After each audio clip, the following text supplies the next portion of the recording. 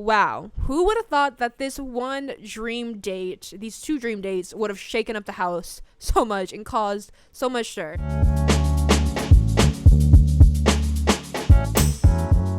Hello everyone, I'm in my basement today, and the basement has really good lighting, so we're trying it out. I'm also in a cozy comfy vibe because I've got this blanket sitting on me, and it's kind of giving me like a podcast styled video. I get to sit down with the blanket on my lap, and I'm on a couch, a cozy couch, instead of sitting on my hard bedroom floor, sitting up straight, because I 9 times out of 10 will have bad posture in my videos, and it actually annoys me. It irks me very, very deeply. I don't have any lashes on, no mascara on.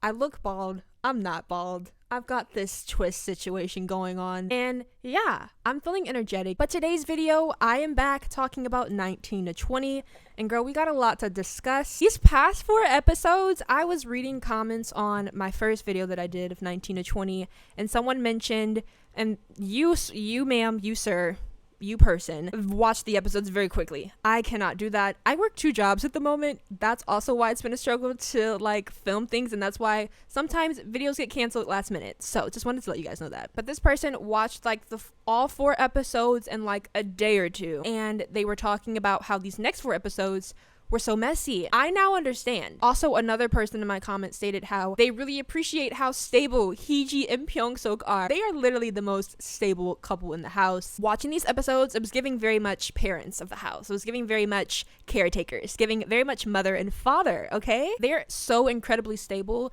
that if one of them decides to venture off and explore other connections, I'm not watching the show anymore. That is something I am declaring. So if that happens, I'm not making any more reviews, guys. I'm so sorry. Because I've never done a review on like 4 episodes at once, we're just gonna go ahead and recap what happened in each episode. In episode 7, we saw the first date. We had Heejee and Pyongsuk on one of those dates, the most anticipated, I felt, for that episode. Then we had Jimin and Sejong, which was an entire mess. And lastly, we had Sangwon and Sohyun, which I got a lot to say about this couple in a minute. But we're gonna continue. We also saw some early cracks forming between Yerin and Sejong. Sejong? I don't know how to say his name. I think that's how you say his name. Like I said, I'm American. I speak American. I'm obviously kidding. I speak English. I hope you got that joke. I hope you think I'm not like illiterate or something. That's not what that means. They had a conversation basically talking about how Seyeon wants to explore other connections in the house because he felt like they were too close, or they got so close in the 19 school that he now wants to explore other connections. Jiwoo. He wants to explore Jiwoo. That's all. He didn't voice that to her specifically. It would have been better if he did that, because why are you lying and saying you want to get to know everybody else, but you only want to get to know Jiwoo? Just saying, be honest. So that kind of started creating some early cracks and rifts between that pair. Lastly, in this episode, the most notable thing that happened, Seyeon told Jiwoo he likes her and wants to get to know her better. That was episode 7 in a nutshell. We get to episode 8. Everyone is searching for their dream date partners. And by everyone, I mostly mean Yerin. Yerin had a lot of confliction in this episode in if she wanted to choose Pyongsuk or if she wanted to choose Seyeon for her dream date, because she wants to get to know Pyongsuk. But also, we all know that the rule of the house, if you use your dream date on someone else, you can't go on another dream date with that someone else. So that's why she was struggling if she should choose to go on a dream date with Pyongsuk, because she wants ultimately Seyeon to choose her for his dream date so that they can go together. So it was a little bit strategic thinking there. I think ultimately, while she says, I want to get to know Pyongsuk and I want to use my dream date on Pyongsuk, is she really feeling Pyongsuk like that? The answer to me is no. No, I think she's definitely way more into Seyeon at this point. Another notable thing that happened in episode 8 was we finally got the date between Jiwoo and Junghyun. And girl, we saw some kind of frustrating behavior from Junghyun. We know he has not had a lot of experience dating, a lot of experience talking to girls in general, and thus expressing himself to girls. We get it. We know it's hard to be vulnerable. It's hard to open up about your feelings. But at the same time, you've signed yourself up. I'm assuming you didn't you could have gotten scouted for the show. I wonder what the process is for the show of like finding the cast members. I'll have to look into that.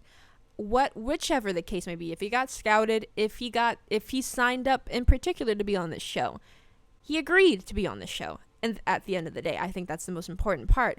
And so when you agree to be in an experiment that requires you to be vulnerable, no one is expecting you to be vulnerable, right off the bat, and open and completely willing to share all of your feelings that you're feeling at every moment and every second of the day.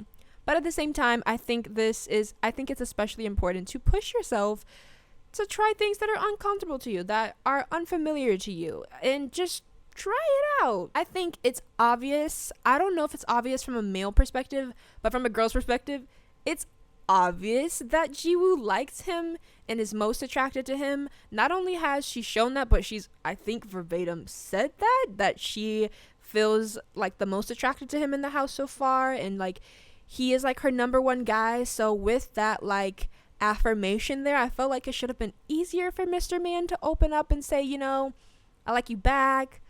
And just express himself, basically, because Jiwoo that entire episode was feeling frustrated with him, and like she should, because this man wasn't giving her much. She was putting herself out there and wanting to hear from Junghyun how he feels.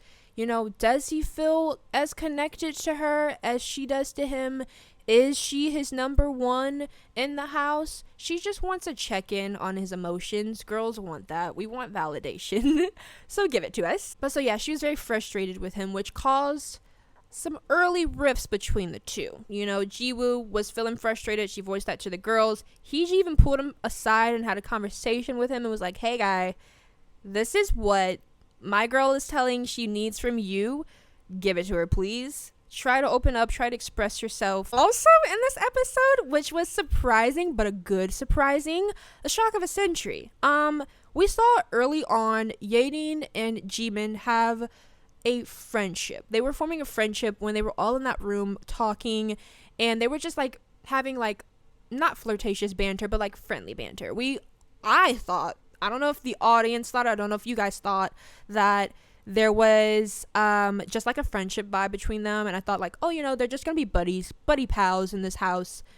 We were wrong. Who would have thought ever that they'd have a romantic connection on their date? Raise your hand. Wasn't me. I'm taking my hand down. It was not me. The first portion of the date when they were bowling, I was like, you know what, they would look cute together, but I don't think that they see each other in that way, because there was like no nervousness or butterflies leading into the date, which I felt like played a key role in their dinner portion of the date. Because while the bowling portion of their date was like friendly, chill, and just like hee hee ha ha, we're not nervous to play bowling with each other, like, it is what it is, we're friends, that sort of thing. So when they got into conversation and the dinner portion of the date, like the vibe was set. They're at this romantic dinner table for two, please. They're talking, they're getting to know one another, and like suddenly the vibes just switch, and like it happens like that. If there's anything the show has taught me or like made me realize about teenagers and young adults, is that really it takes little to nothing for us like to develop a crush,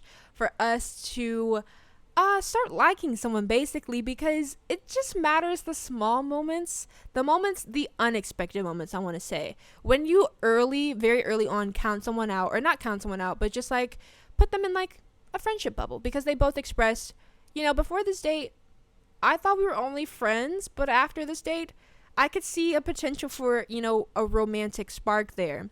So I think the unexpectedness of like your heart fluttering really is so detrimental, I think, to your feelings and the change of your feelings. So I was pleasantly surprised about their date. It was so cute, the dinner portion. Jimin, when Yerin was putting her hair up, let a guy stare at me like that and it's over. It's over. We're getting married tomorrow. I also thought it was cute after their date. He was looking at the pictures they took, like, he's such a feelings guy. I love that for him. I put in all caps here, loved their date. So that's all we'll say about that. Moving on to episode 9, we had a few things happen in this episode. First of all, we had Songwon and Sohyun go on their dream date. Well, it was Songwon's dream date, which is important because we know from these episodes that Sangwon is definitely way more into Sohyun than she is into him. And we saw that, I think, beginning on his dream date where they went to Lotto World. When they went to Lotto World, Mr. Man was like, not want to say all up on her, but he was embracing her the most. He grabbed her hand when they were going down on the roller coasters. He grabbed her hand. He initiated like skinship, they say. And she kind of was just like, I think just enjoying her time being at Lotto World, whereas Sangwon was enjoying his time being at Lotto World, sure, but being at Lotto World with her in particular. So I think that these two are like at different points in their attraction to one another. And we also know that Sohyun, actually from the very first moments she stepped into the house, she wanted to get to know other guys in the house. She didn't like the fact that she was kind of getting boxed in per se when Sangwon immediately asked her out, I think that same night that they moved in, correct me if I'm wrong, or maybe it was the next day. I think it was that same night that he asked her out to go on a date. And that's when she kind of started feeling weary and like, you know, should I tell him, no, I don't want to go on this date with you, I want to get to know other people. So she was having these thoughts very, very early on, which is why I'm looking at her a little bit with a side eye, because why then would you go on the date, on the dream date with Sangwon? Because girl, we all know that you just wanted to go to Lotto World, which is fine. Own that, girl. But also at the same time, maybe we shouldn't play with people's feelings, or maybe we shouldn't go on dates with people that we are unsure of, without voicing that to them. And she could have done that by not going on the dream date with him. I think that would have been most appropriate. Another thing that happened this episode was the second set of dream dates got announced, and I think only one of them was used, if I'm correct. Sejong chose Sangwon to go on a rented out movie theater date with her, and then dinner afterwards. Which I just want to say, I don't think anyone is like talking about Sejong at the moment. I feel like we aren't getting many of her moments, not only because like I don't think any of the guys at this point at least, are feeling attracted to her or connected to her. I also think she's just generally a quiet person. But like when I see her talking with the girls, I see more of her personality come out. So I'm hoping that in these coming episodes, or I think, are these next few episodes the last episodes? But I think with the episodes that we have left from this series, I hope she can open up more. I hope she can show more of her personality, because ultimately I think that's what attracts a guy. Not just the visuals, because clearly she's stunning, clearly she's beautiful, but I think we're lacking, you know, more from her personality wise, and that's all I'll say, just to show it. Not that she doesn't have a personality, but I think she could do a better job in showing that to the men, to the guys. I don't know if I want to call these 19-year-olds turned 20 men just yet. Also in this episode, Jiwoo and Sejong were getting closer, babe, and this is where it kind of gets scary for Junghyun, right? Because Jiwoo and Sejong sat down and had a conversation on the couch, again being very flirtatious, mind you, very, very flirtatious. And I think like Jiwoo was just kind of living in the moment. Here she is feeling down about Junghyun not being able to express herself, and then here's this guy Sejong, right, who is attractive. He's a nice looking guy who's being very flirtatious with her and is being very open with her about his feelings. That is what she wants from Junghyun. And I think the what do they call him? The host, the host of this series were talking about it. How Jiwoo is feeling, I think, attracted to him more and more because she's getting those feelings and those emotions communicated to her, but Junghyun isn't giving that to her. So she's getting what she wants from a different guy, though her heart is pulling for and is yearning for Junghyun to do the same for her. So I think right now she's attracted to Sejong's effort. She really expressed how when he first confessed to her that she thought it was the coolest thing ever, because she never thought that he had feelings for her, or that he felt anything in that moment when they were taking that dance class and were holding hands for a very long time. And then they held hands after that conversation, which was cute. I will admit it. I'll admit something cute when I see it. Am I pulling for them in the long haul? No. I want Jiwoo and Junghyun to end up together. They're my second favorite couple in the house. I think they make sense together. I've obviously been pulling for Junghyun to get the girl since he first saw her. He was first attracted to her. I believe so. I think initially most attracted to her, I will say. But also in this episode, lastly, the like most notable thing was Jiwoo, of course, and Seyeon had their date together, which brought them even closer together. So Junghyun really just needs to be careful. You know, he needs to assert himself more and pull up for more conversations and express himself and really just lay it on thick at this moment. Let's just hope and pray that in these last episodes or the coming episodes that he, you know, gets it, that he finally gets it and just like starts love bombing her essentially, because at this point he's got a lot to make up for. Finally, we come to episode 10. Episode 10 was probably the craziest episode. I'm not even probably the craziest episode of these 4 episodes we saw. Wow, who would have thought that this one dream date, these 2 dream dates, would have shaken up the house so much and caused so much stir? To start it off, basically in this episode, Sohyun, you know, was finally taking a charge and taking a stand and say, hey, I'm gonna ask finally someone else out on the date. Interestingly enough, she chooses Junghyun. She wants to go on a date with Junghyun. They had some friendly banter. I guess she thought it was more flirtatious than he did, because we know Junghyun is feeling only Jiwoo at this moment. She makes her move on him and asks him out for a date. He's thinking it's like, oh, you know, this is just like friends hanging out type of thing. That's why he just like ultimately like really quickly said yes to it and didn't have much thought there. It comes down to midnight, right, where they revealed the dream dates. And this is where everything just goes to crap, basically. The dream dates get revealed. First of all, Junghyun is sitting up front, close and personal, like ready to battle, to go on this dream date. Whatever pops up, he's ready to fight for it. And Jiwoo sees this and is like, oh my gosh, he's finally taking a stand for me.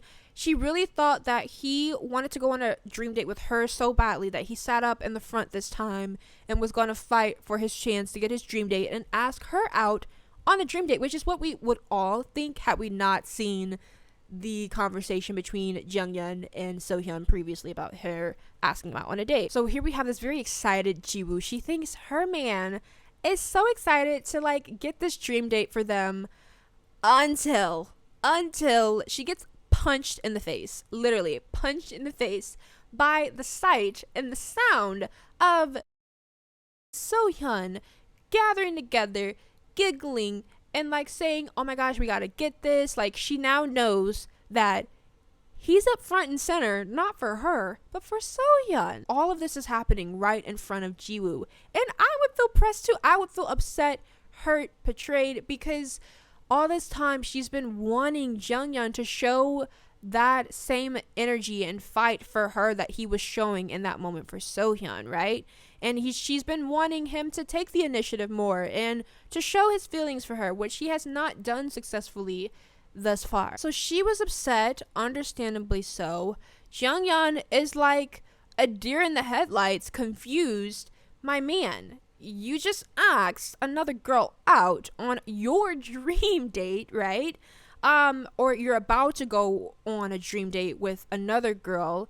Don't you think that Jiwoo at least deserves a conversation about that, or at least deserves you guys not to like be giddy and like freaking out right in front of her face? So there was definitely some tone deafness there. He wasn't really reading the room. He wasn't picking up the vibe. Jiwoo walks off and starts to cry. She's distant from him and cold to him the entire night after that.